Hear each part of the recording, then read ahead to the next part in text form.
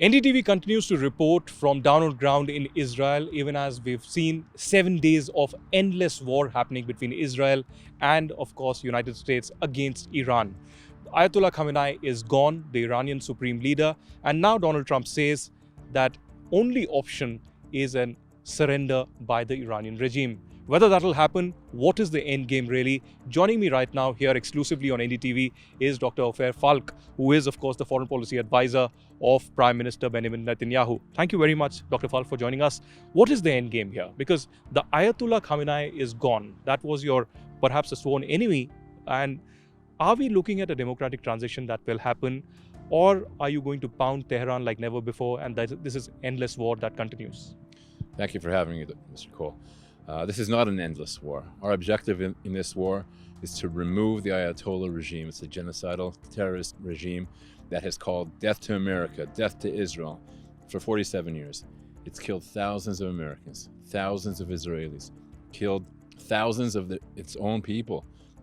Just last month, they killed 30,000 people on the streets. It's a death cult, and we're going to remove the Ayatollah regime. By removing the Ayatollah regime, we are going to create the conditions for the Iranian people to take their own destiny in their own hands. It's a once-in-a-lifetime opportunity that I hope they take advantage of. But are you suggesting in a way that if Mojtaba, the son of the Ayatollah, really comes to power, or he is declared as the supreme leader by the advisory council, you will continue to strike them and you will not allow anyone from the Iranian regime take control of power yet again? Well, what I am saying is that I don't think that the Iranian people would want to replace one Ayatollah with another Ayatollah. Over 80% of the Iranian people want this Ayatollah regime out. They've been calling for help for years. They've been slaughtered for years. They've been calling for help, and help has arrived. But help has arrived, but how will this democratic transition really take place? There is no democratic substitute leader down on ground right now. Reza Pahlavi perhaps is not in a position to go there. There are still elements inimical to him and to Israel. How will this democratic transition happen? Who will be that substitute leader who takes control? Well, at the end of the day, it's up to the Iranian people. What we are doing, we're removing this existential threat posed by the Ayatollah regime. The best way of removing this existential threat is to remove the Ayatollah regime. They were building atomic bombs, they were building ballistic missiles, they were putting it underground. They would have been immune to attack. Even B-2 bombers wouldn't be able to attack those bunkers that were built underground. These missiles were underground. They would have become immune. And in essence, they were planning to attack. So what we're going to do, and what we're doing, we're hitting him so hard, harder than ever before, is to remove the Ayatollah regime, which is a terrorist regime, from power. And the Iranian people will have the conditions to take their fate in their own hands. All right, let's walk a little bit back to the 28th of Feb. I was about to take my flight back to India. I was here to cover Prime Minister Modi's visit. And suddenly we had sirens all across, and we came to know that there are preemptive strikes that are happening that turned out to be now a 7 to 8 days war that continues, that there's no end in sight. But how were you tracking Khamenei? I know there are many details that are classified, but whatever you can reveal on tracking Khamenei, the Iranian regime, how were you coordinating this with the United States? And when was it decided that you need to go ahead and strike hard?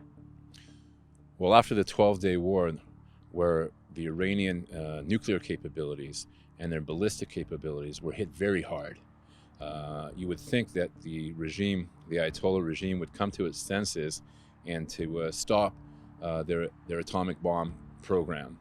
What happened was the opposite. They doubled down.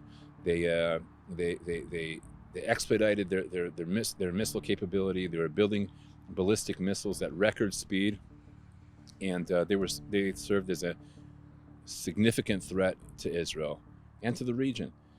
If they would have continued building these missiles, they would have built them underground. They would have been immune to attack. We were looking very closely at the situation, and towards February, at the beginning of February, we were very concerned that Iran would attack. At the end of the day, President Trump made the decision to do what he did. We followed suit, and we're removing the Ayatollah regime from power. We know that there's been a coordination between Mossad and the CIA, but there's also been a lot of bonhomie between President Trump and Prime Minister Netanyahu. How were they in touch continuously? Were they speaking, repeatedly? And finally, did they jointly take a call to go in and strike at the Supreme Leader? Well, President Trump is the greatest president we've ever seen in the White House for Israel. And we have a fantastic relation between our leaders. Never has there ever been such cooperation and coordination between two leaders of the world and two armed forces, Israeli and American armed forces, as we see today. It was a decision made by President Trump. We followed suit, and we're going to remove the regime. I would say it's the greatest tag team in history. Okay, there's a greatest tag team in history, that's what you're suggesting, but also it's not just Israel and Iran. Now, several other countries, at least 12 countries, are engulfed in this entire situation. We have the UAE, perhaps the hardest hit. We had the Dubai International Airport being hit. We have had drones flying into Bahrain, into Qatar, into Azerbaijan, and today several other countries, including Kuwait as well. Will it continue? Do you think and establish that the Iranians will continue to hit hard? Because their defense is these are the US bases and US embassies and US logistical centers that are under attack, and potentially the targets will continue. Well, what we can see clearly is, and this is what the Prime Minister Netanyahu has been saying since October 7th, this is a war between good and evil. It's a war between civilization and barbarism. And you have to choose what side you want to be on.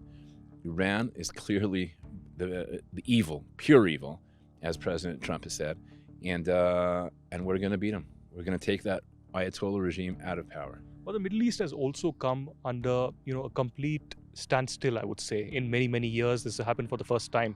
I mean, people in UAE would have never believed that there would be missiles flying in and drones flying in and attacking. So are you expecting this to only continue? Because President Trump said it could take 4 to 5 weeks. But here, when I interviewed the foreign minister, he said, we'll not put a timeline to it. It could take forever.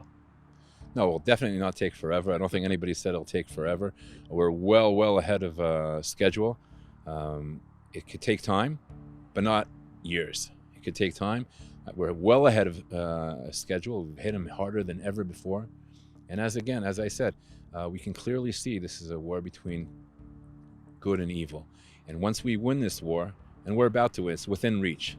Victory is within reach. That will open great opportunities, not only for the Middle East, well beyond the Middle East, and there'll be great prosperity in the region. One of the questions that lies here is also about the Strait of Hormuz.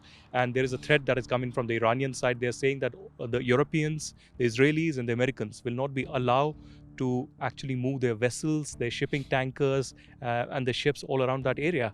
How do you react to that? Is there any contingency plan that US and Israel has in mind? Well, I don't think it's very wise. It hasn't been proven very wise to threaten President Trump or to threaten Prime Minister Netanyahu. I would never bet against the US. I would never bet against Israel. As I know, as of now, I think most of Iran's navy has been debilitated, taken out. So I think it would be wise to listen to President Trump and to seek unconditional surrender. And how do you react to the foreign minister of Iran when he says that, it is America last and Israel first, and it is Benjamin Netanyahu who convinced Donald Trump to go ahead with this operation? I would say that's ridiculous. And I would urge him to listen closely to President Trump and consider unconditional surrender.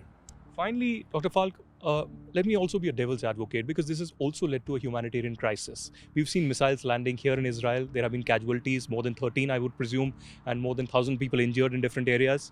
But there's a school that has been attacked in Iran as well. And there are more than 168 civilians, mostly girls, in the age group of 7 to 16 who have died. It's a heart-wrenching tragedy that has happened. And now there are reports emerging from the US. There's an investigation that it was perhaps an American strike that happened. I agree that every civilian casualty is a tragedy. We see every civilian casualty as a tragedy. The Iranians see every civilian casualty as a strategy. I've heard that attack was actually a misfire from Iran, and it was an Iranian missile that misfired and tragically hit those young girls. All right. And finally, on the Hezbollah front as well, there's been ground operation underway. There are airstrikes in Beirut, in Dahia, and other areas. Will that continue? How do you assess Hezbollah's control and power right now in Lebanon? Well, I think this is an opportunity right now for the Lebanese people and Lebanese government to take their destiny in their hand. They should be taking out Hezbollah, as the agreement said. Hezbollah should be dismantled, and the Lebanese government should take control of Lebanon under one flag, one weapon. All right. One last question. We had this in the international waters of Indian Ocean. An Iranian ship, an Iranian frigate being attacked. There were more than 90 casualties that really happened. How do you react to that? Are you suggesting also that no matter where in the international waters, it's a wartime right now, Iranians will be under attack? Again, our goal is to remove the Ayatollah regime from power. We're hitting them very, very hard, well ahead of schedule. We're going to continue hitting them very, very hard until we destroy them or they unconditionally surrender. That's where we're at today, and I'm very glad. We all appreciate the great support we received from Prime Minister Modi, from the Indian people. We know that India is on our side, and we're going to win. All right, Dr. Falk, thank you very much for speaking to NDTV exclusively here.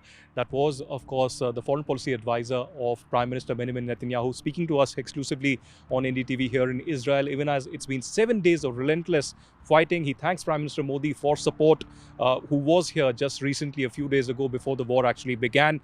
And even as the killings actually continue, as of now, of course, one monitors how long will it take for peace to be established in the Middle East. Reporting from Israel, this is Aditya Raj Kaul for NDTV.